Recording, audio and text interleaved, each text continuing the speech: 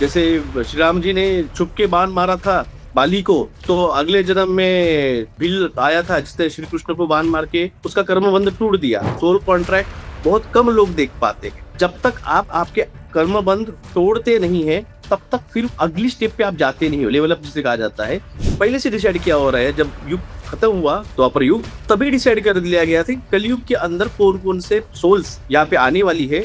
तभी उन्होंने उनसे कॉन्ट्रैक्ट करके रखा था कि भैया हम यहाँ पे इस महाभारत 2.0 में हम आएंगे, तो इसलिए आपकी वो ब्लड लाइन बनाई गई। और उसके पहले कॉन्ट्रैक्ट आपको साइन करना पड़ता है, और कॉन्ट्रैक्ट आपको मेडिटेशन में या फिर ख्वाब में आपको दिख जाता है। जब आप सांस लेते हो तो आपका सांस आपने ये इमेजिनरी करना है कि वो सांस में ले रहा हूँ और आपके मूलाधार पे जो है उस पर प्रेस कर रहा हूँ। और जब छोड़ रहे हैं ये सोचना है कि उसको मैं स्पाइनल कॉर्ड से ऊपर ले रहा हूँ। गायत्री मंत्र कीजिए या फिर कोई भी मंत्र कीजिए, और एक ही मंत्र को पकड़ करके उसी पे ध्यान दीजिए, उसी पे कॉन्सेंट्रेट कीजिए। वही आपका मूल मंत्र बन जाएगा उस मूलाधार को एक्टिव करने के लिए। सांस लेते हो आप लंग्स पे ध्यान देते हो, वहां पे कुछ है ही नहीं है। जो कुछ है वो आपके स्पाइनल कॉर्ड के अंदर है, जो भी चक्रा जो स्पाइनल कॉर्ड के अंदर है। जब तक आप स्टार्टिंग प्लग नहीं दबाओगे वो इंजन स्टार्ट होने ही नहीं वाला है। एक नंबर वही है कल्कि वैष्णवी, 2 नंबर 3 नंबर 4 नंबर ऐसे जो 108 फर्स्ट वाले हैं वो, और उसके बाद में जो 1008 उसके नीचे फिर उसके मल्टीप्लिकेशन में उसका हर किसी मेरे आत्मा का एक नंबर है। मैं डॉक्टर विलय जगदाई नहीं, मेरी आत्मा का एक नंबर है। ऋषिकेश में जब वो फ्लैश फ्लड हुआ था, मैं लाइव बता ही रहा था लोगों को कि ऋषिकेश और जोशी मठ वाले वो संभल के रहो, आपके यहाँ पे फ्लैश फ्लड आने वाला है। मेरा लाइव खत्म हुआ नहीं, तुरंत मुझे आधे घंटे के अंदर फोन आया, सर तुरंत न्यूज देखिए जोशी मठ में फ्लैश फ्लड स्टार्ट हुआ है। एनाकोंडाज लगभग 400 से 500 एनाकोंडाज, आप यूट्यूब पे डाल दीजिए आपको आएगा वीडियो, हेलीकॉप्टर से शूट हुआ था।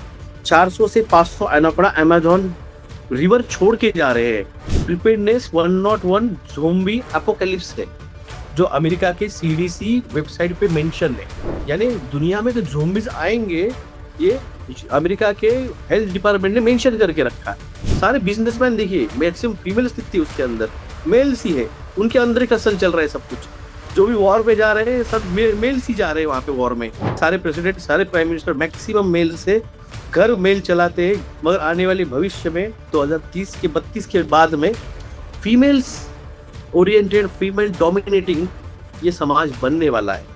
ये चीजें हमें इसलिए जानबूझ के नहीं बताते कि कहीं अगर ये भारतीयों का डीएनए अगर जागरूक हो जाएगा, सबसे ज्यादा डॉक्टर्स इंडिया देता है, सबसे ज्यादा इंजीनियर्स इंडिया देता है।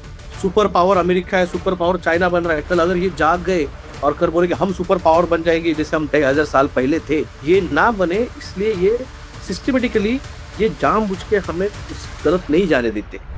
नमस्ते विराज जी, आपका पुनः एक बार बहुत बहुत स्वागत है हमारे चैनल पे। धन्यवाद, आपने फिर से बुलाया।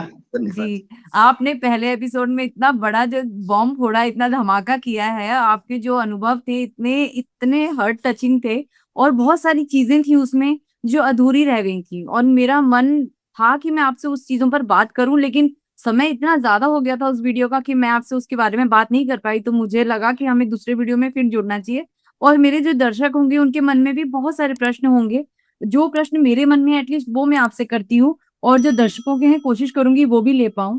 तो सबसे पहले हम शुरू करेंगे, जो पहले एपिसोड में आपने बताया था कि आपके पास एक कॉन्ट्रैक्ट आया था साइन करने के लिए, और वो कॉन्ट्रैक्ट आपने ब्लड से साइन किया था। वो सोल कॉन्ट्रैक्ट होता है जो हमें अपने खून से साइन करना होता है।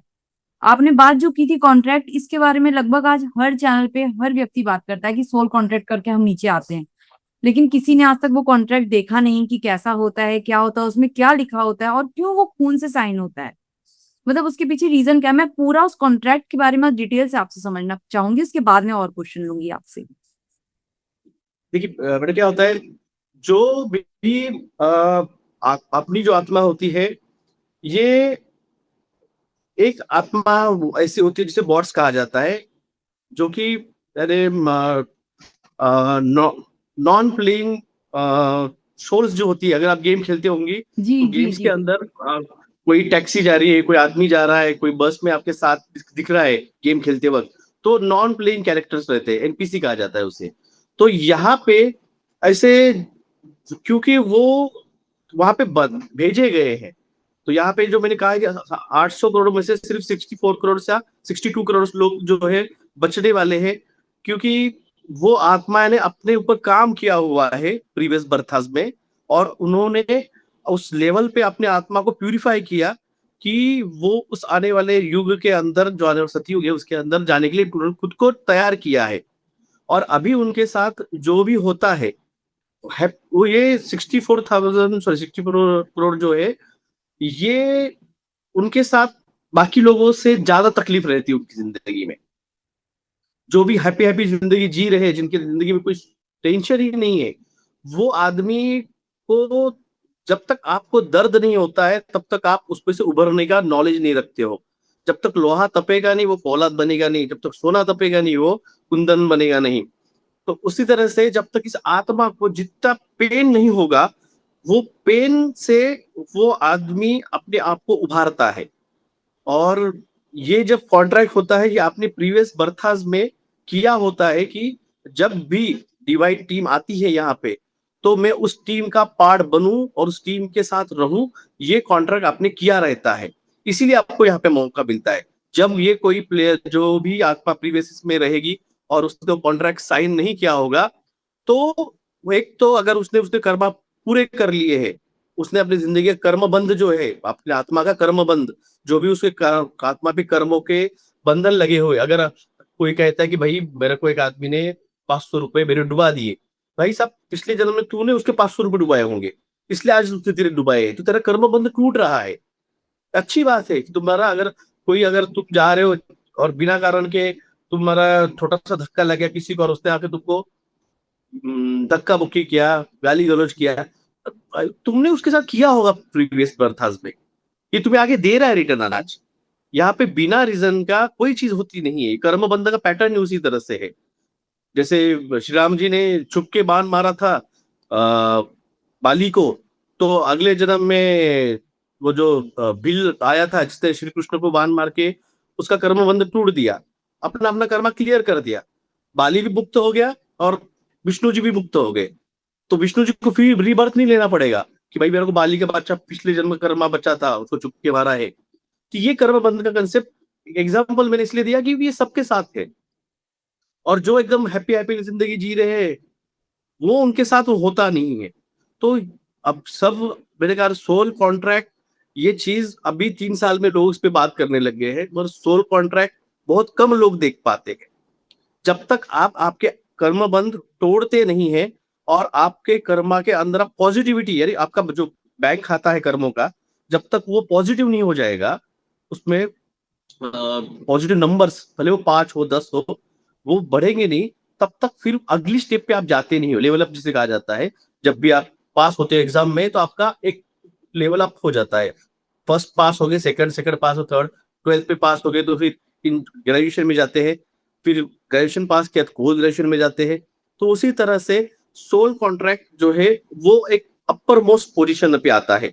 यानी जब आपने सोल कॉन्ट्रैक्ट कर लिया तो फिर वहां पे एनर्जी का आने का वो टाइम रहता है कि वहां पे एनर्जी आ जाएगी।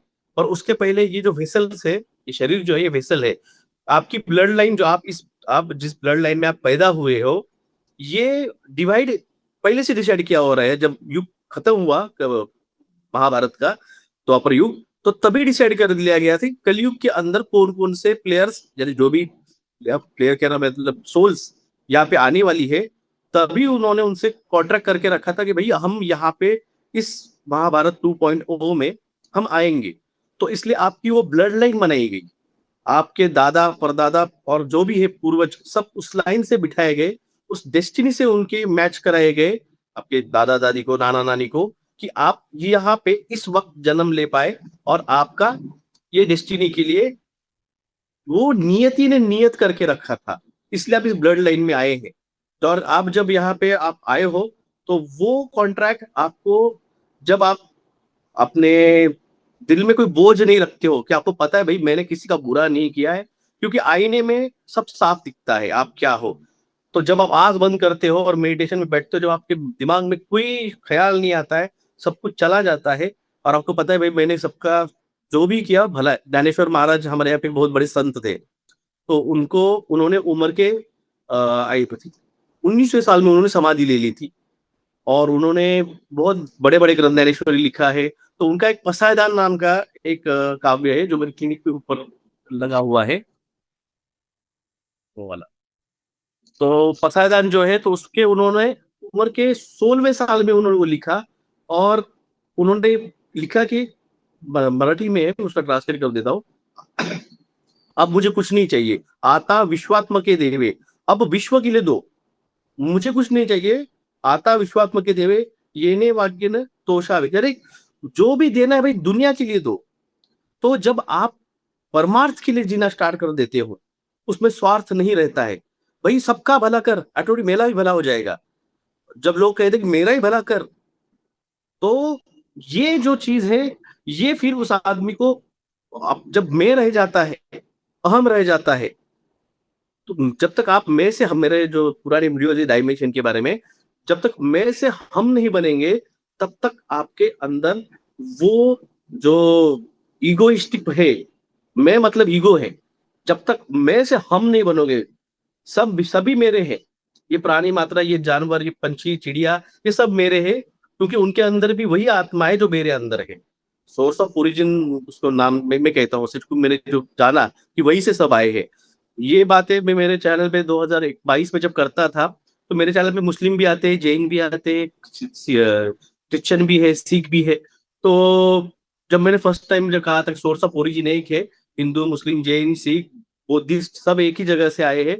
आपको जो नाम रखना है रख दीजिए, और आपको अगर डाउट है मेरे इस कहने पे, तो आप आपके जाके जो भी धर्मगुरु है, आप उनसे जाके पूछ लीजिए।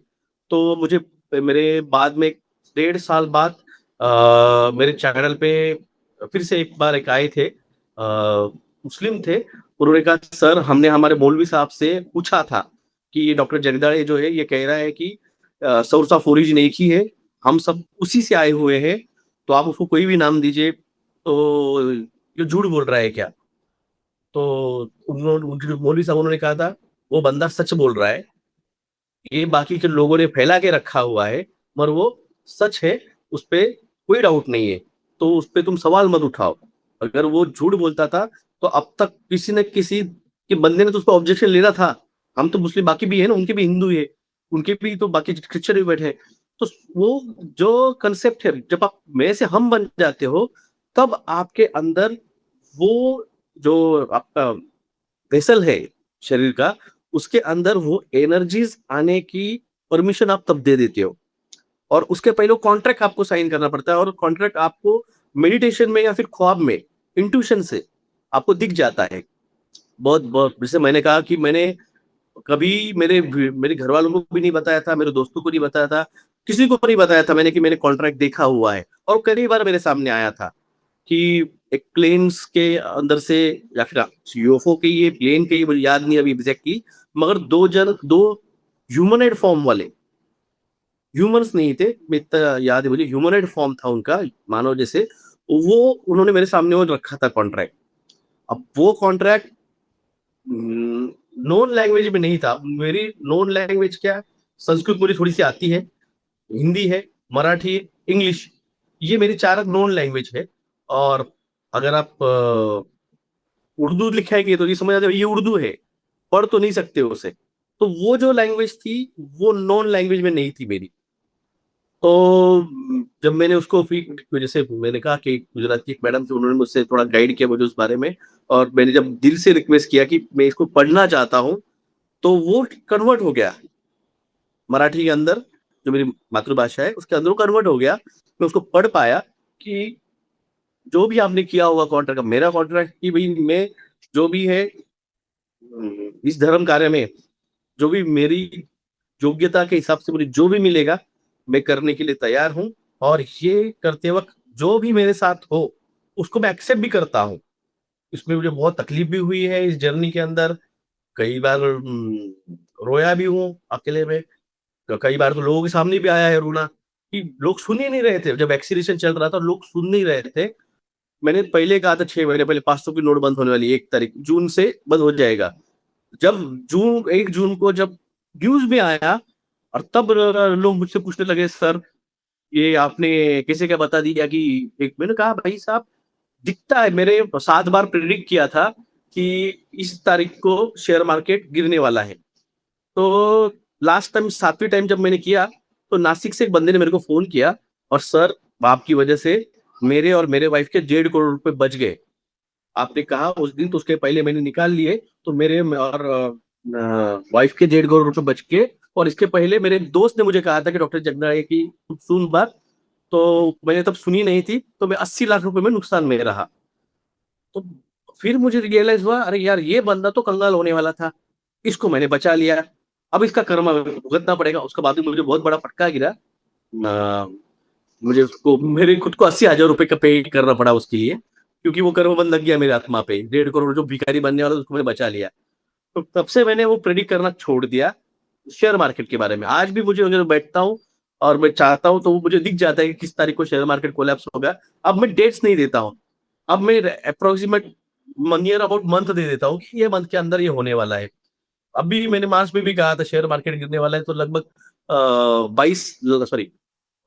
44 लाख करोड़ रुपए फॉरेन जो इन्वेस्टर्स थे उन्होंने निकाल लिए भारत में से। वॉर चालू भी नहीं हुआ था, तब भी मैंने कहा था। अभी भी मैंने जो डेट दी, वो अक्टूबर के आसपास की मैंने अप्रोक्सीमेट में दे दिया है। मैं डेट दे सकता हूँ उस डेट को, पर वो मेरे कर्मों पे लग जाता है, फिर उसका फटका मुझे भुगतना पड़ता है। अब मैं इतना समझ लो भाई, तुमको 1.5 करोड़ का फायदा होगा, तुम 2% लेते हैं ब्रोकर से। अरे तुम नहीं 2%, भाई 50 पैसे तो दे देगा था। एज अ मांगते हैं कि मेरी यात्रा पे निकलते क्लिनिक बंद करके, और ये यात्रा आपके लिए है, तो भाई नहीं दिए ना, तो इसका कर्म मुझे भुगतना पड़ेगा, मैं भुगता। तो जो लोग कहते हैं कि भाई मेडिटेशन में आप विजन देखते हो, बहुत छोटी चीज है। फ्यूचर देखना ये आत्मा जागृति का एक बहुत छोटा सा हिस्सा है। वो अनुभूति बहुत अलग लेवल की है, जो जब आप मेडिटेशन में जाते हैं, उस एनर्जी से आप जब कनेक्ट कर लेते हैं। सारा खेल एनर्जी का है। जो निकोला टेस्ला कहते थे, एवरीथिंग इज एनर्जी। सब एनर्जी है। आप और मैं, हम इस फ्रिक्वेंसी पे वाइब्रेट हो रहे हैं, इसलिए हम उस एनर्जी पे वाइब्रेट हो रहे हैं, इसलिए हम दिख रहे हैं। तो एनर्जी का सारा खेल है। आपको प्रयास, हम जो फल खाते हैं, फ्रूट्स खाते हैं, सब्जियां खाते हैं, ये सब जो उगते हैं, वो सूरज से जो किरण गिर रही है उसके ऊपर, सनरेज, उसके फोटोसिंथेसिस की वजह से उस पेड़ पे फूल आ रहे, उस फूलों पे फिर फल लगते हैं, वो फल हम खाते हैं। उसके अंदर है क्या? तो सन रेज एनर्जी है, सन की एनर्जी उसके अंदर है, उसी से वो बना है, और वही हम लेते हैं। हम क्या कहते हैं, भाई बहुत डाउन हो गया हो आज, एनर्जी कम लग रही है। क्यों लग रही है एनर्जी कम? तो सारा खेल एनर्जी का है। हमें प्रयास एनर्जी के लिए करना है। हम जब मंदिरों में जाते हैं, मन्नत मांगने जाते हैं, एक तो सारा खेल ये कर्म कांड ने बिगाड़ दिया है। आज आप पैसा दे दो और मुक्ति पालो, आज आप पुण्य ये दान कर लो, मुक्ति पालो। तो भाई तुम पाप कर रहे हो, और उसका पाप का भुगतान तुम्हें यही करना है। एक एक आपको कहावत बताओ, कहावत स्टोरी है। हमारे यहाँ पे तुकाराम महाराज थे, बहुत बड़े संत थे तुकाराम महाराज। तो उनके पास एक औरत अपने बच्चे को लेके गई, और बोली, महाराज जी बहुत गुड़ खाता है, इसको थोड़ा गुड़ मत खाओ। बोले ठीक है बेटे, एक करो, इसको एक हफ्ते बाद लेके आओ। तो वो एक हफ्ते बाद लेके गए, बेटे को बिठाया है। बेटे, गुड़ खाना अच्छी बात नहीं है, वो हानिकारक होता है, उससे पेट में जंत होते हैं, दांत खराब होते हैं। तो औरत बोली, पापा जी, बोले, महाराज आप ये तो पिछले हफ्ते बता सकते थे ना, आप 8 दिन बाद क्यों बुलाया है? बोले, तुमने मुझे जब कहा कि ये गुरु बहुत खाता है, तो मैंने भी रियलाइज किया, मैं भी गुरु बहुत खाता हूँ। तो पहले मुझ पर कंट्रोल करना पड़ेगा। मैं कंट्रोल करूंगा तो मुझे बोलने का अधिकार है, वरना मैं खा रहा हूँ उसको बोलूंगा, मुझ पर अधिकार नहीं। तो वो चला गया है बच्चा। तो एक बाजू में बैठा हुआ था, उसका ध्यान गया बाबा तुकाराम महाराज जी के पैर पे। उसको एक्जिमा हुआ था पैर पे। बोले, महाराज आपको ये एक्जिमा क्यों हो गया? बोले, देख, मैंने जो खाया उसका फल से मुझे भुगतना पड़ेगा। तो गुड़ खाया था, तो मैंने उसको छोड़ा, तो वो एनर्जी कहीं ना कहीं तो निकलेगी, वो एक्जिमे के फॉर्म में, निगेटिव फॉर्म में बाहर आ रही है। तो everything is energy. Energy can't be created, can't be destroyed. It transfer from one sense to second phase, Newton second law. यही बार आज लोग भूल गए। जब तुम कोई कर्मा करते हो तो रिटर्न बैक आता है, ये सोच ही नहीं रहे हैं। और यही यही आपका जन्म, हम जन्म लेते हैं यहाँ पे, हम शादी करने के लिए, बच्चे पैदा करने के लिए, इसके लिए हम यहाँ पे पैदा नहीं होते। हम यहाँ पे जन्म लेते हैं मुक्ति के लिए। आज वो कंसेप्ट कोई बता ही नहीं रहा है। भाई साहब, तुम यहाँ पे मुक्ति के लिए आए हो, तुम इस जन्म चक्कर से बाहर निकलने के लिए आए हो। भाव सबसे ज्यादा इंपॉर्टेंट आता है, पर आज वो नहीं है। आज जाते हैं मंदिर को, दर्शन करते, दर्शन करने, भगवान मेरे को ये चाहिए, मेरे को वो चाहिए, मेरे को वो चाहिए, हो गया, चलो। अरे तुम भाव भाव रखो वहां।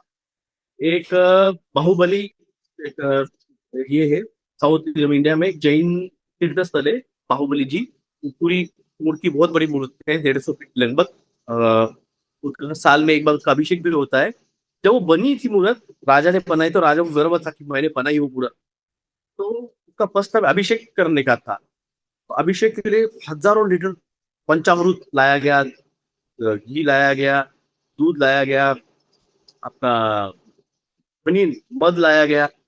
वो डाल रहे, मगर वो उसके छाती के नीचे तक भी गीला नहीं कर रहा है, अभिषेक ही नहीं हो रहा है। पूरा दिन निकल गया। तो दिन खत्म होते होते परेशान हो गए राजा और बाकी के लोग, भैया हम इतना डाल रहे हैं और हो ही नहीं रहा है। तो शाम होते होते एक बूढ़ी औरत, नानी दादी होगी, बूढ़ी सी, वो अपने हाथ से एक छोटा कटोरा भर के दूध लेके आई। तो वो सब बोले, अरे क्या लाया तूने, हम तो इतने घड़े भर भर के दूध डाल रहे हैं, पंचामृत डाल रहे हैं, और तेरे लिए एक छोटे लोटे से क्या होने वाला है दूध से। बोले देखते हैं। वो गई और उस दादी ने सर के ऊपर से अभिषेक किया। तो पूरा का पूरा जो मूर्त थी, वो 150 फीट वाली, ऊपर से नीचे तक उसका पूरा अभिषेक हो गया। तो जो पुजारी था, उसको रियलाइज हुआ कि भाई कुछ तो हुआ है जो यहाँ पे नहीं हो रहा था। तो उसने दादी से पूछा, दादी आप ने क्या किया आज दिन भर। अरे कुछ नहीं किया मैंने तो, भाई मेरे बच्चे थे उनको, नाती छोटे छोटे, तो उनके लिए दूध लाया था, तो दूध उन्हें खिलाई। और जो बच्चा उच्चा दूध था मेरे घर के अंदर, तो मुझे पीना था, तो मैं पी के आज के दिन में भगवान को जो मेरे पास आज है, अभिषेक है, मैं अर्पण कर देती हूँ। तो जो कुछ उसका था, उसने सारा का सारा अर्पण कर दिया। यानी उसने खुद को अर्पण कर दिया। जब तक द्रौपदी अपने वस्त्र खुद बचा रही थी, तब तक श्री कृष्ण नहीं आए, तू बचा रहा खुद को, बचा भाई। जब द्रौपदी बोली अब मेरे से नहीं हो रहा है, अब मैं तेरे शरण में हूं, समर्पण जो है वो मिसिंग है। आपको अगर उस सोल को आपको ओपन करना है, तो आपको पहले समर्पण देना पड़ता है। जब आप समर्पण में जाते हो, जब मैं से हम बन जाते हो, तो आप पे अंदर ऑटोमेटिक वो परमार्थ आ जाता है। आप किसी की मदद करते हो, सोचते नहीं हो भाई इससे मुझे रिटर्न क्या मिलेगा। जब रिटर्न का ख्याल आता है, राधा ने श्री कृष्ण के साथ जो प्रेम किया, तो ये नहीं था कि मैं तुमसे प्रेम कर रही हूँ, तुम मुझे करो। श्री कृष्ण जब बाकी वो गोपियों के साथ भी जब जब प्रेम था, भाई उस पर गाना भी है, राधा पैसे न जले। और तो भाई राधा को ये समझना पड़ा कि श्री कृष्ण सबके है। तो ये भाव जब तुम लाओ कि भाई सब मेरे हैं, सबके लिए मैं हूँ, फिर आपके अब वो हार्ट चक्र ओपन होता है। हार्ट चक्र ओपन होता है, ये नीचे के जो 3 चक्र है, ये आपके प्रीवियस बर्था में आपने कितने उस पर काम किया है, उसी लेवल की एक लाइट आपको यहाँ पे दिखती है। फिर वो पिंक रहेगी, ब्राउन रहेगी, ऑरेंज रहेगी, जो भी आपने किया है वो यहाँ पे दिखती है। इस जन्म में आप ज्यादा से ज्यादा उसके ऊपर के एक चक्र को आप एक्टिव कर सकते हैं। आप 7वां चक्र एक्टिव नहीं कर सकते। 7वां चक्र जो आदमी इसी जन्म में एक्टिव करने का ट्राई करेगा, वो पागल हो जाएगा। तो एक ही चक्र ऊपर का होता है एक्टिव। अगर किसी को मेडिटेशन में बैठने के बाद अगर यहाँ पे आप ध्यान देते हो, तो आपको वो चक्र का कलर आपको यहाँ पे दिखेगा। तो समझ लीजिए आप उस चक्र पे है। आप जितना उस पर प्रैक्टिस करेंगे, और लोग जानबूझ कर, हाँ मुझे मेडिटेशन के लिए बैठना है, मैं बैठूंगा, मेडिटेशन नहीं होता है। आप पकड़ के बैठोगे, नहीं होता है। आपका जब गए रैंडमली, आपका दिल किया, हाँ अब बैठ जाओ, मैं I am feeling happy. Sadness में कभी मेडिटेशन में मत बैठा कीजिए। मैं जनरल लोगों के लिए कह रहा हूँ, मैं वर जो 1,44,000 है उनके लिए भी स्पेशली कहूंगा। आप जब सैड हो रहे हो, तब जानबूझ के बैठा करो मेडिटेशन में। उस नेगेटिविटी को आप आपके हार्ट में जब डालोगे, तो आपका हार्ट उसको और डीपली लेके जाता है। ये मेरा मेरा खुद का एक्सपीरियंस मैंने देखिए, जब भी मेरे साथ कुछ हुआ है बैड, और मैं बैठा हूँ, जानबूझ के नहीं बैठा हूँ, मैं बैठा हूँ नॉर्मल, स्ट्रेस में हूँ और बैठ गया थोड़ी देर, मैं जानबूझ के बैठता नहीं हूँ कि भाई और खास करके जो आप बैठ के ही करना चाहिए मेडिटेशन, मांडीज ऐसी डालनी चाहिए, वैसा डालनी चाहिए। जब आप एनर्जी लेने जा रहे हैं that's a different thing. Energy जब लेने गए हैं और जब घर पे बैठे हैं तो बैठे बैठे भी आप ध्यान कर सकते हो, कोई जरूरत नहीं आपको मांडी डाल के बैठने का रहता है। आप बैठ गए, आपने आपके सांसों पे ध्यान दिया। जब आप सांस लेते हो तो आपका सांस, आपने ये इमेजिनरी करना है कि वो सांस में ले रहा हूं और आपके मूलाधार पे जो है, जो अपने दो थाइस के बीच में का जो रीजन आता है, पेरिनियल रीजन बोलते हैं उसे, उस पे प्रेस कर रहा हूं। और जब छोड़ रहे हैं तो आपको वो सांस छोड़ते वक्त ये सोचना है कि वो जो एनर्जी में जो सांस छोड़ी है उसको मैं स्पाइनल कॉर्ड से ऊपर ले रहा हूँ। ये प्रैक्टिस है, आप जैसे जैसे करते जाएंगे आप फील करेंगे आपके स्पाइनल कॉर्ड में जहां जहां पे उसको लेवल पे आ रहा है, वो उस लेवल पे आपको वहां पे हीट सेंसेशन होता है। और जब हीट सेंसेशन बढ़ रहा है तो इसका मतलब आप सही, मगर आपको उसके लिए जाके एनर्जी लेनी पड़ेगी। आपको हफ्ते में एक दिन जाकर गए गई मंदिर में, और खास करके पुराने मंदिर, नए के मंदिर बिल्कुल नहीं, जो 50 साल में बने हुए मंदिर है इनके अंदर कोई एनर्जी नहीं है। जो एंशियंट मंदिर है, जो भी आपके ग्राम देवता हम से कहते हैं गाँवों की, ये हमारी ग्राम देवता है, उसके पास वो एनर्जी हमेशा रहती है। जो भी पुराने 150, 200, 300, 500, 1000 साल पुराने जितने भी शक्तिपीठ है, जितने भी ज्योतिर्लिंग है, जितने भी धाम है, सब वो बागेश्वर बिगेश्वर धाम वाले नहीं, जो जिसको हम दो धाम चार धाम कहते हैं, वो धाम, आपके हम्पी जैसे जो भी मंदिर से, ये सारे मंदिरों में वो जो एनर्जीज है वो आपको आपके चक्रास को एक्टिव करने में मदद करती है। जब आपका चक्रास का, आप जब मूलाधार, आपका सोलर फ्लेक्स और स्वादिष्टान, ये जब तीन ओपन हो जाएंगे और जब आप में से हम बनोगे तो आपका ऑटोमेटिक हार्ट चक्रा ऊपर हो जाता है। ऊपर के तीन तो कनेक्टेड रहते हैं। जैसे ही आप हार्ट चक्रा ज्वाइन हो गया है, ये एक सर्किट कंप्लीट कर देता है आपका, और आप सीधे कनेक्ट करते हो उस डिवाइन के साथ। वो उस पे फिर विजन आना, भविष्य देखना, ये सब चीजें जैसे मैंने कहा मैंने प्रेडिक्ट किए थे। मेरा सबसे बड़ा एक था कि जो नेचुरल चीजों के लिए, बाकी ये जो साइंटिफिकली जो होने वाला है वो था तुर्की जो हुआ 2022 में, मार्च महीने में 6 तारीख को तुर्की में 6.6 का अर्थक्वेक हुआ था। उसके 3 दिन पहले मैंने कहा था तुर्की में अर्थक्वेक आने वाला है अगले 2 से 3 दिनों के अंदर, और 6 तारीख को वो अर्थक्वेक आया था। सेकंड मेरा था 21 मार्च 2023 को, मैं दिल्ली में था, किसान आंदोलन हुआ था, मैं गया था। और मुझे था कि मैं स्टेज पे बात करूं, मेरे पॉइंट्स रखूं, मुद्दे रखूं। जब मैंने जियो के लिए मुद्दे उठाए थे, जब मैंने कृषि बिल समझाए थे, तो मुझे लगा था मौका नहीं दिया, मैं थोड़ा सैड हो गया था। और मैंने, मेरे एक दोस्त थे दिल्ली में, मेरे साथ 5-6 जन थे, और उनसे कहा था मैं जिस वक्त दिल्ली छोड़ूंगा ना, दिल्ली में अर्थक्वेक आने वाला है, संभल के रहो। मैं इतना बोल के दोस्तों के साथ मैं निकल गया था। 20 तारीख को हम 5:30 बजे, सॉरी 20 तारीख को ये बात हुई हमारी, हम एयरपोर्ट पे चले गए, और एयरपोर्ट पे जाके बैठ के 5 बजे का फ्लाइट थी हमारी औरंगाबाद के लिए, संभाजीनगर के लिए। हम फ्लाइट में बैठे, 7:30 बजे, 6:30-7 बजे औरंगाबाद में लैंड किया, और मैं अपना अपना क्लिनिक पे आया। थक गया था, पूरी नाइट हम जागे थे, क्योंकि एयरपोर्ट पे नींद नहीं होती, चेयर्स पे कहाँ नींद होने वाली है। तो पूरे राइड जागे थे और पूरा दिन घूमे थे किसान आंदोलन में। तो मैं आया क्लिनिक और जल्दी चला गया, क्लिनिक से 8:30-9 बजे में चला गया घर पे, और जाके खाना खाने सो गया। 9:30 बजे फोन स्टार्ट हुए थे। बीवी ने 2-3-5-6 फोन उठाए, उसने फिर बाद में फोन स्विच ऑफ कर दिया। मैं उठा सुबह 6:30-7 बजे, 9 बजे उठा। 9 बजे उठा, मैंने स्विच ऑन किया मोबाइल, तो देखिए मिस कॉल बहुत सारे हैं और कई सारे रिसीव्ड कॉल थे। तो मेरे बाजू वाले कैबिन में डॉक्टर शेलार बोल के एक है, डेंटिस्ट है, उनके उनको मैंने किया, मतलब सर क्या हो गया, आपने फोन क्यों किया? बोले डॉक्टर तुम कल बोल रहे थे कि दिल्ली में अर्थक्वेक आने वाला है, कल 4:30 का अर्थक्वेक आया है 9:30 बजे। तो एक वो हुआ था, बाद में फिर फ्लड्स के बारे में और इसके बारे में बहुत मेरे प्रेडिक्शन दिए थे। जो ऋषिकेश में जब वो फ्लैश फ्लड हुआ था, मैं लाइव बता ही रहा था लोगों को कि ऋषिकेश और, हाँ, जो ऊपर के लोग हैं, जोशी मठ वाले, वो संभल के रहो, आपके यहाँ पे फ्लैश फ्लड आने वाला है। मेरा लाइव खत्म हुआ नहीं, तुरंत मुझे आधे घंटे के अंदर फोन आया, सर तुरंत न्यूज देखिए, जोशी मठ में फ्लैश फ्लड स्टार्ट हुआ है। फिर मैंने कहा था भाई, जो भी नॉर्थ इंडियन के जो ऊपर के हिस्से हैं वो इनहेबिटेंट हो गए, वहां के घर जो है वो टूटेंगे, दरारें आएंगी, बाद में फिर जोशीमठ, आधा जोशीमठ खाली कर दिया गया है, पूरे दरारें आई है वहां पे। फिर गुजरात में एक फ्लड हुआ था पिछले इसमें का।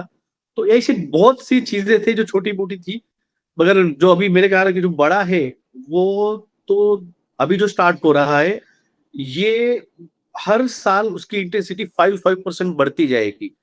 2022 में जो भी फ्लड आए थे उसके मुकाबले 23 के बहुत कठिन थे, 23 ज्यादा 24 के ज्यादा हायर थे, 24 ज्यादा 25 के ज्यादा हायर है।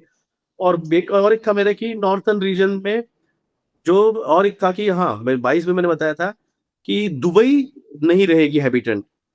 मक्का मदीना जो है पूरा मिडिल ईस्ट वो उसके अंदर बरसात इतनी हेवी होगी कि वहां पे फ्लड्स आएंगे। तो कई सारे लोग बोले यार वो तो सूखा एरिया है, दिन साल भर में 2% बरसात नहीं होती है, और तू बोल रहा है वहां पे फ्लड आने वाला है।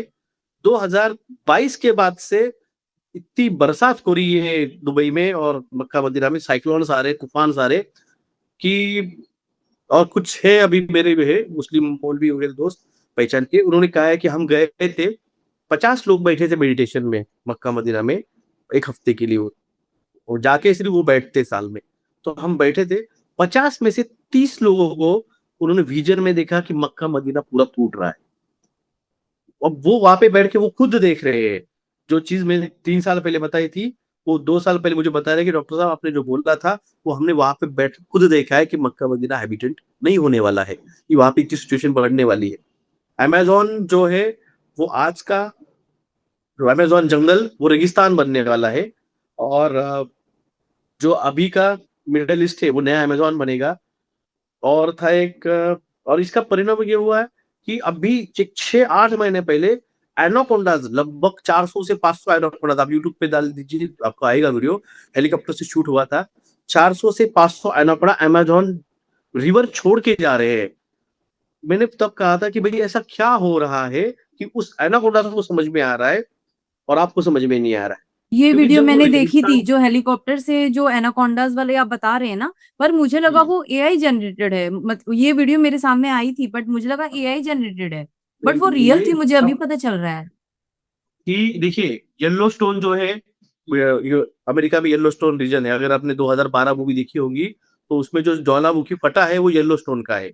मैं आज ही जब कार से आ रहा था तो मैंने एक न्यूज देखी, फ्लोरिडा में एक लेक है, और बहुत बड़ा लेक है वो ड्राई अप हो चुका है, पूरा बहुत बड़ा लेक ड्राई अप हो चुका है। तो ऐसा क्या हो रहा है उस अमेरिका के फ्लोरिडा के नीचे कि उसकी वजह से पूरा लेक ड्राई हो गया है।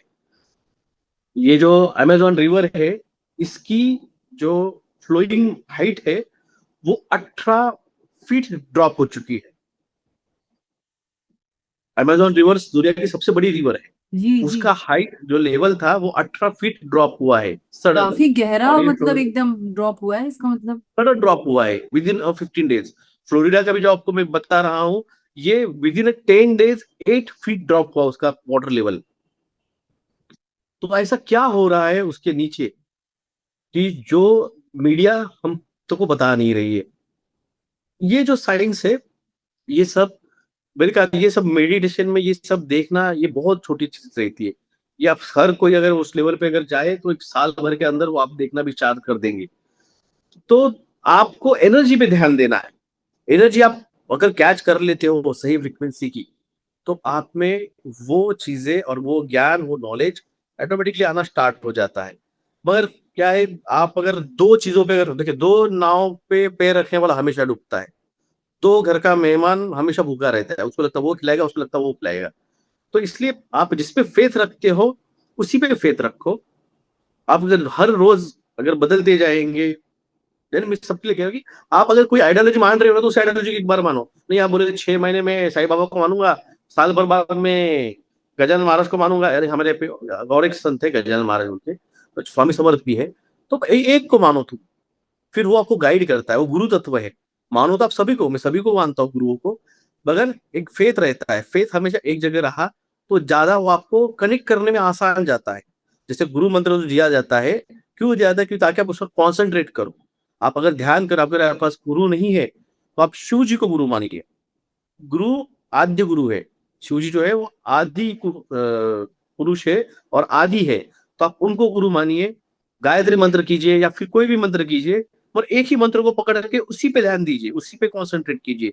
वही आपका मूल मंत्र बन जाएगा उस मूलाधार को एक्टिव करने के लिए। जितना आप ये जो सरकारें जो है, ये सरकारें लोगों को डर में क्यों रखती है? हिंदू मुस्लिम दंगे, अभी पेट्रोल की प्राइस हाइक, महंगाई, डर आपका मूल है। जब तक आप डर में रहोगे आपका मूलाधार ब्लॉक रहेगा। जिस दिन आप डर को छोड़ दोगे आपका मूलाधार ओपन हो जाएगा। तो आपका मूलाधार ही सबसे पहला है। आपके भले प्रीवियस चक्र में, प्रीवियस बर्थाल में आपने सोलर प्लेक्सिस और उसके ऊपर का स्वादिष्टान जागृत किया होगा, मे बी आपने थ्रोट चक्र जागृत किया होगा, मगर जब तक आपका मूलाधार ओपन नहीं होगा वो एनर्जी ऊपर तक नहीं जाएगी। तो वो मूलाधार महत्व इंपॉर्टेंट है, और उसके लिए डर सबसे पहले छोड़ना पड़ेगा। डर छूट गया, सब कुछ छूट गया। आप फिर उस राह पे, उस अध्यात्म के मार्ग पे, उस स्पिरिचुअलिटी के मार्ग पे ऑटोमेटिक आप चलने लगते हो। और गुरु फिर आपको, जो भी आपने माना है शिव जी को गुरु, तो शिव जी बिल्कुल वो तो भोले भंडारी है, वो तो बस भोलेनाथ है, वो आ जाते हैं। आपको समर्पण ये की है, समर्पण इज की टू ओपन हार्ट चक्रा। समर्पण हो गया, फिर सब ओपन हो गया। बहुत सुंदर से आपने समझाया कि कैसे हम सब जो इस जर्नी में बढ़ रहे हैं और कहीं ना कहीं हम सब चाहते हैं, पाते हैं अपने आप को कि हम स्टक हो गए हैं और हमें कहीं ना कोई तो डोर खुले जिससे हम आगे बढ़ें। तो आज आपने बहुत अच्छा हमें श्वासों का ये सिखाया कि हमें श्वास जब लेनी है तो अपने मूलाधार से उठानी है, और जब हमें उसे छोड़नी है तो मूलाधार पर पूरी प्रेस करके डालनी है उसको। तो हमारा मूलाधार ओपन होगा, और वो ओपन होते ही फिर सारे चक्रों पे हम काम करने लगेंगे। उसके लिए आपको एनर्जी लगेगी। हाँ, तो आज आपको ये डरने के प्रॉपर लिए तेज साइंस समझ लगेगा। में आई ना, इस ये जो सांसों का जो विज्ञान है वो समझ में आया। क्योंकि गौतम बुद्ध ने हमेशा कहा है कि श्वासों पर ध्यान दो। पर मैं हमेशा जब भी ध्यान देती हूँ, मेरा श्वासों वाला ध्यान मैं कर नहीं पाती थी कभी भी, मेरा सिर्फ मैं थर्ड आई पे फोकस करके कर पाती हूँ। तो मैं हमेशा ये सोचती थी यार श्वासों वाला मैं क्यों नहीं कर पाती। आज मुझे इसका ये रीजन समझ में आया कि मैं वो चीज नहीं कर रही थी जो मुझे करना चाहिए था। सांस लेते हो आप, लंग्स पे ध्यान देते हो। शायद। सांस ले रहे हो, लंग्स पे ध्यान दे रहे हो, यही पे आप जा रहा है। वहां पे कुछ है ही नहीं है। जो कुछ है वो आपके स्पाइनल कॉर्ड के अंदर है, जो भी चक्रा जो स्पाइनल कॉर्ड के अंदर है। जब तक आप स्टार्टिंग प्लग नहीं दबाओगे वो इंजन स्टार्ट होने ही नहीं वाला है। वो गाड़ी वही रुकने वाली है, और उसका कारण है डर। डर ना छोड़ दीजिए। जो होगा, भगवत गीता में जो हुआ वो अच्छा हुआ, जो हो रहा है वो अच्छा हो रहा है, जो भी होगा वो अच्छा होगा। प्रेजेंस में जीना सीख लीजिए, लेट इट गो कीजिए। अगर आप जिंदगी में कोई चीज को पकड़ के रखे हैं कि मेरा इसके साथ झगड़ा हुआ था, मैं देखूंगा बाद में, मैं उससे प्यार करता था, वो मुझको छोड़ के चला गया, मुझसे छोड़ के चली गई, और दिल दिमाग में रखोगे, पैसा मेरे को आ नहीं रहा है, वो कैसे मैं उसको कमाऊं, ये जब आप पकड़ के रखते हो। अगर ये मेरे पास बॉटल है और इसको मैं अगर पकड़ के रखूं ऊपर की तरफ आधा घंटा, तो हाथ दर्द करेगा, भाई दर्द हो रहा है, नहीं नहीं मैं पकड़ के रखूंगा इसको दिन भर, तो थोड़ी देर बाद उसमें नमनेस आएगा। नहीं नहीं मैं इसको 6 महीने पकड़ के रखूंगा, तो बॉडी बोलती है यार इसको कोई काम नहीं है, इसकी जरूरत नहीं है। बॉडी इसका यहाँ से ब्लड सर्कुलेशन और वेनस सिस्टम और नर्व सिस्टम कट कर डालती है। साल भर के अंदर ये हाथ सूखना स्टार्ट हो जाता है। नॉर्मल बॉडी से ये हाथ सूखता है, बारीक हो जाता है, स्ट्रंग होता है। इसका जवाब है ये जो आपने पकड़ के आपने रखा है, ये हाथ आपका है, ये आपने पकड़ के रखा है, इसका एक ही, इसको लेके गो कर दो, इसको छोड़ दो। जो भी पकड़ा है आपने पकड़ा है, आपके दिमाग के अंदर पकड़ा है। जो भी मुझे गुस्सा है मेरे दिमाग के अंदर है, जो भी मेरा डिसअपॉइंटमेंट ऑफ लव हुआ है वो मेरे दिमाग के अंदर है। तुम दिमाग हो ही नहीं, तुम एक आत्मा हो जो इस शरीर के वेसल्स में आई है, और इसको तुम्हें बस उस भाव से देखना है। तुम एक दृष्टि भाव, जो बहुत सारे आजकल वीडियो आते हैं कि दृष्टि भाव से, दुष्टा दुष्टा से देखो, दुष्टा से देखो। दुष्टा है क्या? साक्षी दुष्ट दृष्टा भाव। साक्षी दुष्टा भाव है क्या? वो कोई नहीं बता रहा है। दुष्टा भाव से देखो, दुष्टा भाव से देखो, भाई उसको तुम पहले समझ तो लो क्या है दुष्टा भाव। मैं परसों के दिन मैंने एक एग्जांपल दिया था। एक मुसाफिर रहता है और वो सराय सराय में जाता है, तो वहां के आदमी से कहते हैं भाई साहब मैं मुसाफिर हूँ, मैं जा रहा हूँ और मुझे यहाँ पे आज की रात सोना है। बोले भाई साहब ये आपके लिए ही लोगों ने, धनानी लोगों ने के लिए ही तो सेवा के लिए बना के रखी है, सोइए कोई प्रॉब्लम नहीं। वो जाता है, बोले भाई मैंने ऊंट भी लाया है मेरा, उस ऊंट को मैं बांध के आता हूँ, रोटी तो लाया है मैं खा लेता हूँ। हाँ कोई बात नहीं बांध के आओ। वो गया, वो ऊँट को बिठा रहा है, ऊँट बैठ ही नहीं रहा है। 15-20 मिनट हो गया, वो आया, "अरे भैया वो ऊँट मेरा बैठ नहीं रहा है यार, तो तू कैसे बिठाता था उसको?" बोले, "मैं क्या करता था, मैं उसको वो मेरे पास रस्सी रहती थी, मैं वो रस्सी उसके गले में बाँधता था और एक कुत्ता लेके उस कुत्ते को ठोकता था और उसको बाँध देता था और बा, बा, बा किया तो बैठ जाता था वो। तो एक कर, तू जा और ऐसे एक्टिंग कर, अभिनय कर कि तू उसको बाँध रहा है।" अब वो ऊँट के पास जाता है, "देख ऊँट, तेरे को मैं रस्सी से बाँध रहा हूँ, हाथ में कुछ भी नहीं है, रस्सी भी नहीं है। देख ये रस्सी है, अभी मैं तेरे गले को 1, 2, 3 बार घुमाया, गाँठ मारी और ये देख खुट्टा है मेरे हाथ में, मैं इसको ठोक रहा हूँ, देखा मैं ठोक रहा हूँ, देख ठोका मैंने इसको, ये रस्सी बाँध दी मैंने। बा, बा, बा, बा बैठ गया ऊँट। बोला, "अरे बाप! कमाल हो गया। बैठ गया?" बोले वो। बोले, "हाँ।" सुबह हो गई, वो उठ गया, वो गया ऊँट के पास। बोले, "उठ, उठ, उठ चल जाने का हमने, उठ, उठ, उठ।" वो उसको उठा रहा है, वो उठ ही नहीं रहा था, वो फिर से गया, "अरे भैया वो उठ ही नहीं रहा है।" बोले, "तू कैसे उठाता था उसको?" मैं उसको बोलता था, "देख मैं अभी तेरा खुट्टा निकाल रहा हूँ और तेरी रस्सी खोल रहा हूँ, उठ जा, जा फिर से वही कर।" वो गया, उसने फिर वो दे उठ, मैं तेरा खुट्टा है ना अभी निकाल रहा हूँ, ये खुट्टा निकाल लिया, अब तेरी गली की रस्सी भी खोल रहा हूँ, ये 1, 2, 3 तेरी रस्सी खोल दी मैंने, चल बा, बा, बा, बा, उठ जा। उठ गया वो। अरे बोले, "यार ये कैसे क्या हो गया?" बोले, "ये जो है उस ऊँट को तो पता नहीं है कि मेरे गले में रस्सी बाँधी कि नहीं बाँधी है, मत तुम बोल रहे हो बाँधी है, तो बाँधी होगी, तुम बोल रहे हो खुट्टा गाढ़ा है, तो गाढ़ा होगा।" तो दुनिया में यही चल रहा है। हम जो जी रहे हैं ना, ये हमको लग रहा है कि हम जी रहे हैं, मगर ये उस ऊँट जैसा है, वो हमारी आत्मा, ये जो है उस मालिक जैसी है और ये शरीर जो है वो ऊँट का है। हम अपने शरीर को बोल रहे हैं कि मैं ये कर रहा हूँ, इसलिए शरीर को लग रहा है कि मैं ये कर रहा हूँ। एक एक्सपेरिमेंट किया गया था यूएसए में, एक आदमी को वहाँ पे इलेक्ट्रिकल शॉक देके मारा जाता है, इलेक्ट्रीफाई किया जाता है उस चेयर पे। तो यार इसको वैसे ही मारना है, तो एक्सपेरिमेंट कर लेंगे उसपे। तो उसको आँख पे पट्टी बाँधी गई और उसको बोला गया उसके हाथ पे कि हम तुझे सांप से काट रहे हैं, सांप से डसवा रहे हैं तुझे, और सांप नहीं लगाया उसको, 2 पिन लिए, सेफ्टी पिन, और उससे उसको ट्रिक किया गया था। उस आदमी की 6 घंटे बाद मौत उस ज़हरीले टॉक्सिन्स उसके बॉडी में बन गए, जो एक सांप के काटने से होते हैं। तो ये जो अपना है ना, ये जो अपना किया गया है सोशल डिस्टेंसिंग, लॉकडाउन वगैरह, ये इस लोगों को कंट्रोल करने का तरीका है।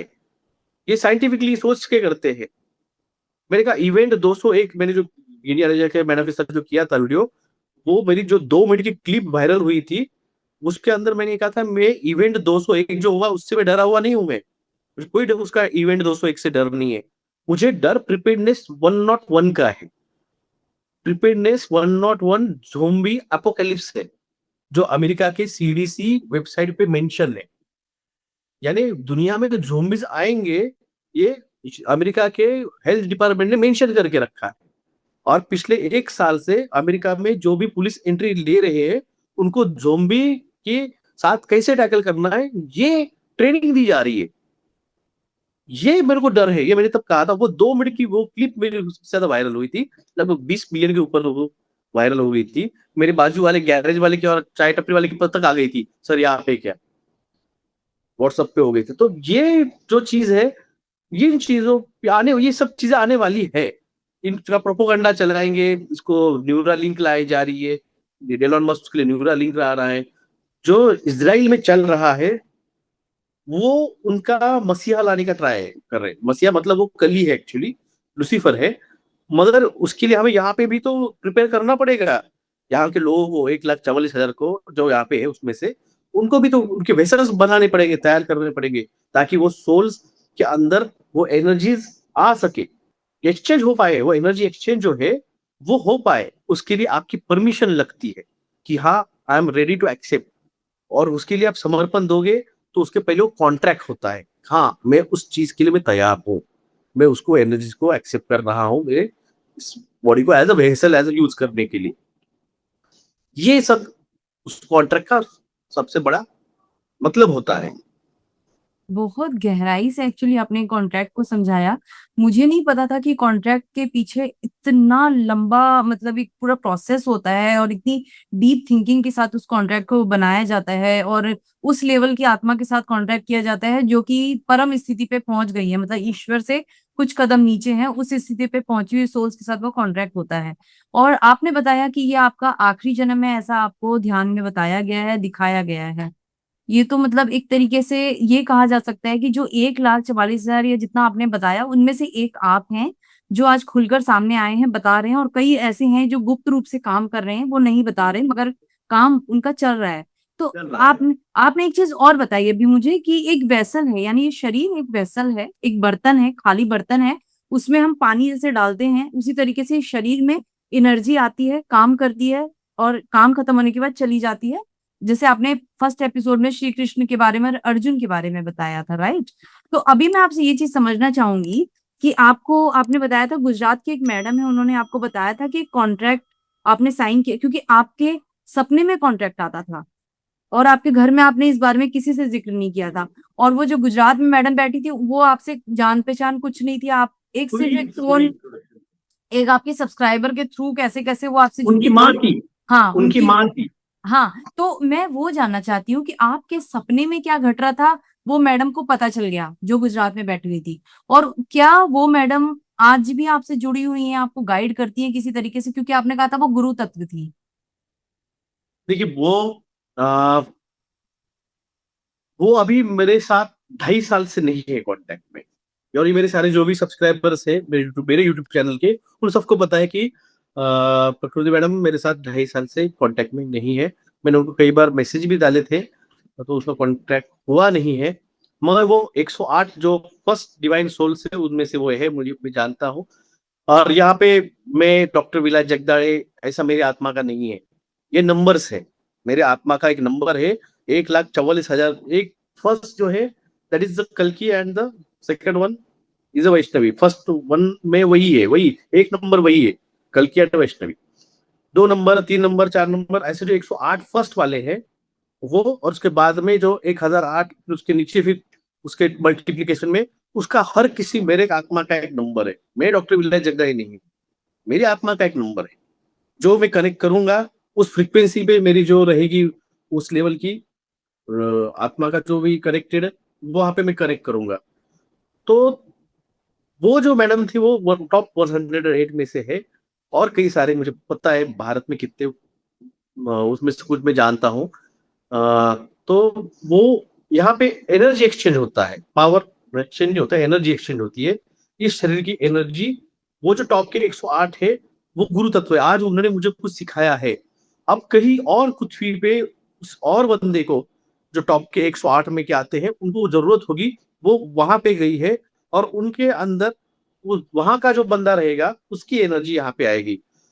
हर कोई परफेक्ट नहीं होता है। जैसे शस्त्रागार में कोई तलवारबाज रहता है, कोई तीरंदाज रहता है, जैसे कोई राइफल शूटिंग में आता है, कोई पिस्टल शूटिंग में अच्छा होता है, तो कोई पाक कला में अच्छा होता है। तो उसी तरह से ये 108 वो अलग अलग इसके फैकल्टी के इंचार्ज है। और वो इस अलग अलग एनर्जीज का ट्रांसफर करके उस चीज का नॉलेज देने के लिए वो ट्रांसफर होती रहती है। तो अभी जो मैडम है वहां पे उनकी एनर्जी नहीं है, वो ट्रांसफर हो चुकी है, तो इसलिए वो कांटेक्ट में नहीं है। ये मतलब आज तक जो है ना विलास जी, हम किसी भी कोर्स को करने जाते थे ना स्पिरिचुअलिटी में, जब हम किसी कोर्स को करते हैं, किसी वर्कशॉप को करते हैं, तो एनर्जी एक्सचेंज के नाम पर हम पैसे देते हैं। 501, 101 रुपए, 1,001 रुपए, जो भी फीस होती है सामने वाला टीचर की वो अपना लेता है, उसको एनर्जी एक्सचेंज बोलते हैं। आज एक्चुअल समझ में आया एनर्जी एक्सचेंज क्या होता है। ये जो बॉडी के अंदर की जो सोल का जो एनर्जी है ना, मतलब दो आत्माएं हैं, एक इसके अंदर एक इसके अंदर, आपस में चेंज हो रही है, इसको एनर्जी एक्सचेंज बोलते हैं। यहाँ एनर्जी एक्सचेंज होकर के अपना अपना रोल प्ले करते हैं, यानी कि आज आप जिस वेसल में हैं, हो सकता है कुछ टाइम बाद आप ये वेसल खाली करके किसी और वेसल में चले जाएं और आपके वेसल में कोई और आकर के बैठ जाए, वो अपना फिर रोल प्ले करेगा जो उसको करना है, राइट? जी। पर उसके पहले जो मेरी इस आत्मा के कर्म बंध है वो तोड़े जाते हैं। पहले आपको, आप जब तक आप आपके सोर्स ऑफ ओरिजिन के साथ, यानी मेरे प्रीवियस जो 7 बर्ता हुए मुझे वो पहले पिछले 6 साल दिखाए गए हैं। मैं पिछले 6 साल मेरे एक जब भी मेडिटेशन में बैठा हूँ, एनर्जी ली है, तो मेरे प्रीवियस एक अगर ये 8वां है तो मेरे पिछले कुछ महीने पहले 7वां देखा, फिर उसके कुछ महीनों बाद फिर 6वां, फिर कुछ महीनों बाद फिर 5, फिर 4, फिर 3, 2, फिर 1, और उसके बाद में सबसे जहां से मैं आया हूँ, जहाँ सोर्स ऑफ ओरिजिन जो है, और यहाँ पे हर कोई अलग अलग डायमेंशन से आए। तो वो जो सोर्स ऑफ ओरिजिन है, जब आप उसके साथ कनेक्ट हो जाते हो, तब तब फिर आपको वो कॉन्ट्रैक्ट मिलता है। ये भी उसके एक टर्म्स एंड कंडीशन है। जब तक आप सोर्स ऑफ ओरिजिन से नहीं मिलोगे, जब तक अभी मोबाइल मैंने चार्जिंग पे लगाया है, अब ये चार्जिंग हो रही है, इस पे इलेक्ट्रिसिटी आ रही है, ये इलेक्ट्रिसिटी मेरे मीटर बटन जहाँ लगा है वहां से आ रही है, उसके पहले वो मेरे मीटर से आ रही है, मीटर के पहले खंबे से आ रही है, खंबे से पहले वो हाई पावर वोल्टेज से आ रही है, उससे पहले जहां वो जनरेट हुई है वहां से वो आ रही है। तो जब तक आप सोर्स ऑफ ओरिजिन से कनेक्ट नहीं करोगे, तब तक आपके अंदर कितनी पावर है, हम जो मैनिफेस्ट करते हैं, जो हम अ, जो भी श्री कृष्ण ने जो भी सुदर्शन चक्र चलाया, या फिर श्री कृष्ण ने, अर्जुन ने, कर्ण ने, जो भी जो अस्त्र थे, वो उनकी कुंडलिनी की ताकत थी, वो कुंडलिनी शस्त्र चलाती थी।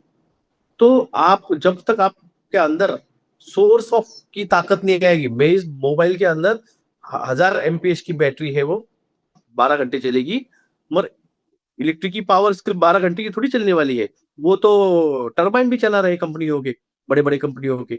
तो उसकी ताकत क्या है? तो आपको आपकी एनर्जी की, आपके आत्मा की ताकत पहचाननी पड़ेगी। जब तक आप जीरो तक नहीं जाओगे, आपको आपकी ताकत नहीं पता चलेगी। जब ताकत पता चलती है, फिर आपको कॉन्ट्रैक्ट दिया जाता है। जब तक आपके अंदर, अगर ये वेसल है, तो इस वेसल की भी ताकत जब तक नहीं बनेगी, तो अगर मैंने परसों में वीडियो बताया था, ये माटी का, ये बॉटल है माटी की, अब माटी का घड़ा लीजिए, पहले इसको मट्टी को गोंदा जाता है, रोंदा जाता है, उसको मिक्स किया जाता है, फिर उसको उस जो है कुम्हार उस चरखिया पे चक्कर चलाते पे, हैं। चक्कर पे घुमाता है, फिर उसको वो शेप देता है। वो मिट्टी तो पूरी घूम भी रही है, उसको शेप भी दे रही है, उसको लताड़ा भी जा रहा है शेप आने के लिए। फिर उसके बाद में उसको अंदर से बाहर से फिर उसका पूरा शेप देने के बाद, फिर उसको उठा के आखिर में भट्टी में रखा जाता है, उसको तपाया जाता है। फिर जब आप लेने जाते हो, तो पहले देखते हो भाई पका है क्या, ये तो डाल देंगे पानी में फूट जाएगा। तो ऊपर वाला भी जब आपके साथ साथ आपकी कर्मबंध तोड़ता है, फिर आपकी होती है तपस्या, आपकी तपाया जाता है, आपके कर्मबंध तोड़े जाते हैं, इस मोह को तोड़ा जाता है, ये सब लेयर परतें आपकी हटाई जाती है, आपके 7 जन्मों के 7 कर्मबंधों जो जिनसे जुड़े हुए, उन सब से तोड़ा जाता है। अर्जुन के साथ क्या किया श्री कृष्ण ने? भाई ये तेरे भीष्म पितामह नहीं है, ये तेरे गुरु नहीं है, ये तेरे चचेरे भाई नहीं है, ये नहीं है, वो नहीं, अरे कोई नहीं है तेरा, तेरा जो है पटका है, मेरा मेरा मेरा, अरे कोई नहीं है तेरा। ये जब बता के गए हैं, और आज भी लोग भगवत गीता पढ़ते हैं, देखते हैं, समझ नहीं पाते, यहाँ पे कोई नहीं है। आपको जब कर्म करने की जब नौबत आएगी, मैं मेरे वीडियोस में कहता हूँ, जो वाल्या थे डाकू, वाल्या के वाल्मीकि बने, जब नारद मुनि उनसे मिले, तो उन्होंने उनसे पूछा, भाई उसको लूटने आए थे, मारने आए थे, या फिर आप गौतम बुद्ध जी के इसमें की अंगुलीमाल की कहानी देख लीजिए, भाई तू जो कर रहा है किसके लिए कर रहा है? बोले मेरी फैमिली के लिए कर रहा हूँ। फैमिली के तो लिए, हाँ। तू जो पाप कर रहा है उसमें तेरी भागीदारी है क्या? वो पूछ के आता हूँ, बोले तू जा, मैं यही बैठूंगा, मुझे कोई टेंशन, तू जा या मैं यही हूँ। गया, बीवी से पूछा, मेरे पाप में भागीदारी बनेगी? बोले मैं क्यों बनूं, तुमने किया है कर्मा, तुम भुगतो। बच्चों से पूछा, बच्चों मेरे पाप में भागीदारी बनोगे? मैं क्यों बनूं, तुम बनो, तुम्हारा काम था, हमें पैदा किया, हमें संभालना। माँ बाप से पूछा, मेरे कर्मों में कुछ भागीदारी बनोगे? अरे हम क्यों बने, हम बूटे, तेरी जिम्मेदारी हमें संभालना, अब तूने पाप करके हमें संभाला, हमने कहा था पाप करने को। ये लोग सिर्फ कथा सुनते हैं, मगर इस पे अमल करते वक्त कोई नहीं ये सोचता है कि तुम जो कर रहे हो वो सच में सच्चाई के साथ, ईमानदारी के साथ है क्या, ये सही कर्मा है क्या। तुम अगर किसी का हक छीन रहे हो, तुम किसी पे अन्याय कर रहे हो, तो तुम ही कर्मा, जब तुम बना रहे हो, आज लोग करप्शन में जाते हैं, करप्ट करते हैं, डॉक्टर्स लोग गलत ट्रीटमेंट करते हैं, अननेसेसरी में देखा है कई डॉक्टर्स तो भाई उसको ऑपरेशन की भी जरूरत नहीं रहती, ऑपरेशन करा देते हैं। एंजियोप्लास्टी स्कैम बन चुका है, जाते हैं एंजियोग्राफी करती, भाई तेरे अंदर तो 5-5 ब्लॉक 4-4 ब्लॉक हो गए। कई सारे डॉक्टर्स देखे, ईमानदार है अच्छे डॉक्टर्स, मगर आज खराब भी है। एक आईएएस ऑफिसर आईपीएस ऑफिसर मुझे दिखाइए जिसके पास खुद का आज बंगला और गाड़ी और सोना नार का, कितने पकड़े गए। अभी बिहार का एक बंदा पकड़ा गया, 3 महीने पहले एसडीएम बना था। मैं तो पैसे के लिए, मैं देश की सेवा के लिए और बिहार की सेवा के लिए मैं प्रशासन की सेवा में आना चाहता हूँ। 3 महीने बाद 60 लाख रुपए की लाश लेते हुए पकड़ा गया है। तो ये जो चल रहा है ये कर्मा, अब ये जो कर रहे हैं इन्होंने कमाया है, गाड़ी बंगले सब बना लिए तुमने, और ये जो कमाई की है ये कोई ईमानदारी की नहीं, जैसे बाला वाल और उंगली बल कर रहा था, तो इसके कोई डर है ही नहीं है। एक्चुअल में यहाँ पे लोगों को हम जो कर रहे हैं उसका डर ही नहीं है। ये जो हो रहा है, मैंने कल भी आपसे कहा था, ब्लैक होल के अंदर जो रियल चल रहा है उसका यहाँ पे रिप्रेजेंटेशन है, और इसके अंदर क्वांटम थ्योरी के अंदर इसे टेंगलमेंट, क्वांटम टेंगलमेंट कहा जाता है। ये जो आपने इंटेंगलमेंट की बात की ना, इसको मैंने अभी रिसेंटली 1-1.5 महीने पहले बहुत अच्छे से समझा है कि सोल भी इंटेंगल हो जाती है, जो हम आत्माओं को समझते हैं ना, सोल इंटेंगलमेंट हो जाती है और फिर इतना चक्रव्यूह सा बन जाता है कि 4 जन्म पहले की जो आत्माएं हैं उनका भी कर्म अभी तक आपके ऊपर ड्यूब रहता है।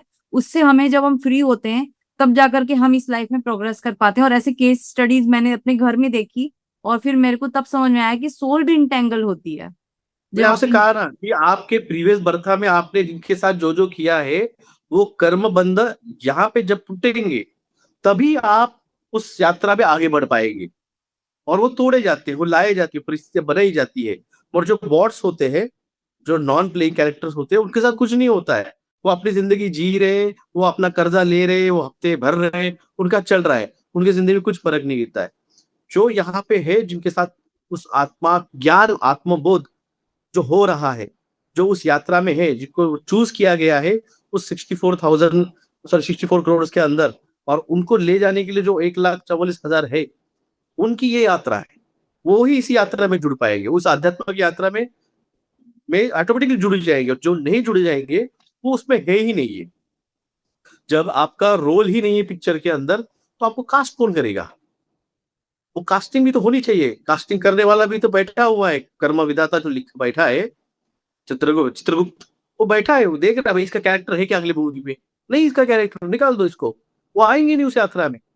उस 5th डायमेंशन में जो पृथ्वी जाने वाली है, अभी आप देखिए 45 लोग यूपी में हवा में उड़ के मर गए बेचारे। क्यों क्यों वो नहीं थे, क्यों नहीं रहे? कोविड के अंदर इतने लोग बेचारे मर गए, क्यों हो रहा है? क्योंकि उनका था ही, उनका है ही नहीं रोल अगले सीरीज में, वो बस एज एक प्लेइंग कैरेक्टर्स है, उनका चल रहा है। तो एक यूरोपियन रशियन साइंटिस्ट है, उसने डाटा दिया था कि पृथ्वी पे वाई क्रोमोसोम सिर्फ 10% बचा था।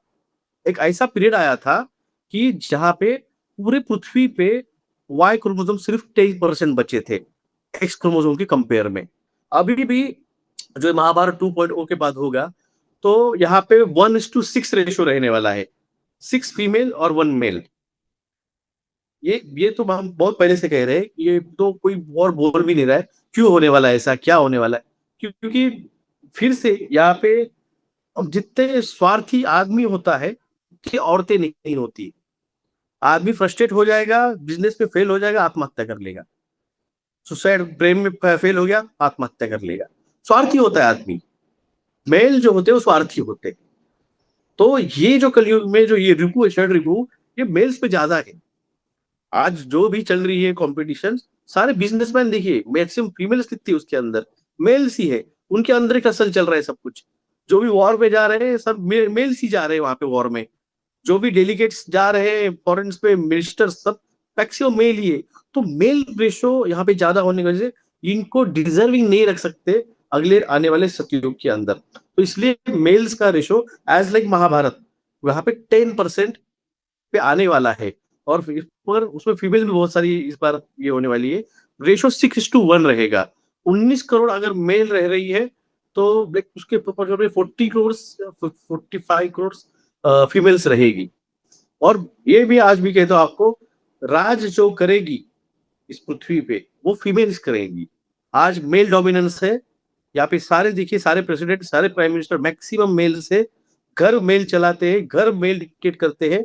मगर आने वाले भविष्य में 2030 के 32 के बाद में फीमेल्स ओरिएंटेड, फीमेल डोमिनेटिंग ये समाज बनने वाला है।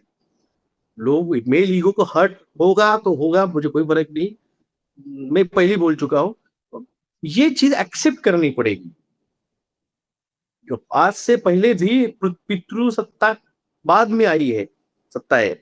आप अगर प्रीवियस जाके देखेंगे तो मातृसत्ताक समाज था, माता चलाती थी। अगर आप जाके स्पार्टन भी देख लेंगे तो वहां पे भी आप देखिए कि वो जो थी वो रानी ऑर्डर करती, हाँ जाओ लड़ने, तब स्पार्टन जाते हैं।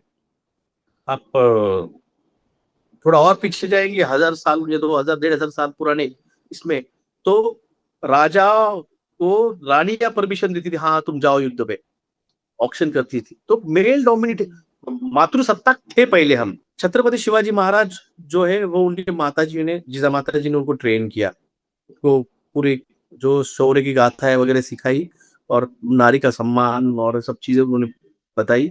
अशोका जो था, सम्राट अशोक, वो उसके माता के साथ रहा था बचपन में, बाद में अपने पिता के पास गया, तो उनको माँ ने उनके ट्रेन किया था। और जानबूझ के हमें ये सब गौतम बुद्ध के बाद का भारत बताते हैं। गौतम बुद्ध जो थे वो आए और वहां पे शांति हो गई है, मगर ये क्यों नहीं बताते कि गौतम बुद्ध जो थे उनके टाइम पे ही जो चक्रवर्ती सम्राट चंद्रगुप्त मौर्य ने ग्रीक तक हरा दिया था, ग्रीस को हरा के यूरोप तक भारत का साम्राज्य था। उसके बाद ये जो अशोका, सम्राट अशोका आया, उसने तो वही पूरे अफगानिस्तान, चाइना और नीचे केरल तक उसका साम्राज्य बढ़ाया। तो ये हम दुनिया पे राज करते थे। श्री कृष्ण के बाबू देखेंगे तो अफगानिस्तान में श्री कृष्ण के सामने से श्री कृष्ण की मूर्ति और पीछे से बलराम जी की मूर्ति, कॉइन्स मिले हैं आर्कियोलॉजिस्ट को। भाई कहाँ कैसे गए वहां पे? जो राजा जिस राज्य में सत्ता चलाता है उसी का कॉइन चलता है। इसका मतलब अफगानिस्तान के वहां तक श्री कृष्ण की द्वारका का राज्य था। ये चीजें हमें इसलिए जानबूझ के नहीं बताते कि कहीं अगर ये भारतीयों का डीएनए अगर जागरूक हो जाएगा, या सिर्फ टेक्नोलॉजी में, आईटी में और डॉक्टर्स में, दुनिया के सबसे एक नंबर पे डॉक्टर्स है भारत के, सबसे ज्यादा डॉक्टर्स इंडिया देता है, सबसे ज्यादा इंजीनियर्स इंडिया देता है। कल अगर ये और ज्यादा खुद को उसमें ये कर लेंगे कि भाई सुपर पावर अमेरिका है, सुपर पावर चाइना बन रहा है, कल अगर ये जाग गए और कर बोले कि हम सुपर पावर बन जाएंगे जैसे हम 2,500 साल पहले थे, ये ना बने, इसलिए ये सिस्टमेटिकली ये जानबूझ के हमें उस तरफ नहीं जाने देते। और ये पॉलिटिशियन जो भी आए, जिन्होंने भी ये एजुकेशन बनाया है सिस्टम, ये मैकॉले बनाए हैं, उस पर ही चल रहे हैं।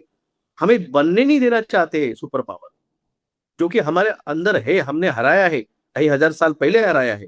5,000 जब श्री कृष्ण थे तो अफगानिस्तान तक तो उनका राज्य था। पता नहीं और कोई आगे होगा जो समुद्र के अंदर चला गया होगा, जिससे द्वारका खुद चली गई है तो वो भी चला गया होगा, पता नहीं है हमें। तो ये चीजें हमसे जानबूझ के ये छुपाई गई, ये बताई नहीं गई है। डॉक्टर विलास, आप तो एक खजाना है जिसको जितना ज्यादा हम खंगालेंगे उसमें से चीजें उतनी ज्यादा निकलती जाती हैं। आध्यात्म के तो आपके अपने अद्भुत अनुभव रहे ही हैं, साथ में एक डॉक्टर होने के नाते, एक पढ़े लिखे स्टूडेंट होने के नाते आप चीजों को बहुत प्रैक्टिकल ढंग से भी समझाते हैं। और ये चीज बहुत कम लोगों में मिलती है कि स्पिरिचुअल साइंटिस्ट लोग बहुत कम मिलते हैं कि जो स्पिरिचुअलिटी को भी उतनी गहराई से समझते हैं और साइंस को भी, तो उनका नाम होता है स्पिरिचुअल साइंटिस्ट। ऐसे बहुत कम लोग मुझे अभी तक के मतलब अपने इस पॉडकास्ट में मिले हैं। तो आप मुझे ऐसे मिले हो जिसको दोनों चीज की परख बराबर रूप से है। तो आपके पास, आपके साथ बात करने के लिए और भी बहुत कुछ है, लेकिन समय क्योंकि बहुत ज्यादा हो गया तो आज हम थोड़ा सा विराम लेंगे, लेकिन मैं आपसे फिर जल्द मिलूंगी। देखती हूँ कि मेरे जो दर्शक हैं वो इस बार के इस पॉडकास्ट को कैसा अपनी प्रतिक्रिया देते हैं, और उनके मन के भी जो प्रश्न होंगे, इस बार तो मैं नहीं ले पाई क्योंकि बहुत समय निकल गया। अगले पॉडकास्ट में मैं वो प्रश्न आपसे लूंगी जो मेरे दर्शक आपसे पूछना चाहेंगे, चाहे वो आपके अनुभवों से रिलेटेड हो या फिर आपके ये जो आप जो कार्य कर रहे हैं। जैसे आपने पीआईएल की बात की थी, आज था कि उस पर बात करेंगे, लेकिन क्योंकि चर्चा लंबी चलेगी तो हम इस पर दोबारा जरूर जुड़ेंगे और पीआईएल के ऊपर बात करेंगे कि क्यों आपने वो चलिए, सारी पीआईएल डाली और उसके पीछे कारण क्या रहा। तो आज के लिए जी, तो बहुत बहुत दिल से आपको आभार और जय धन्यवाद मैडम, हिंद। धन्यवाद। जय हिंद, जय भारत।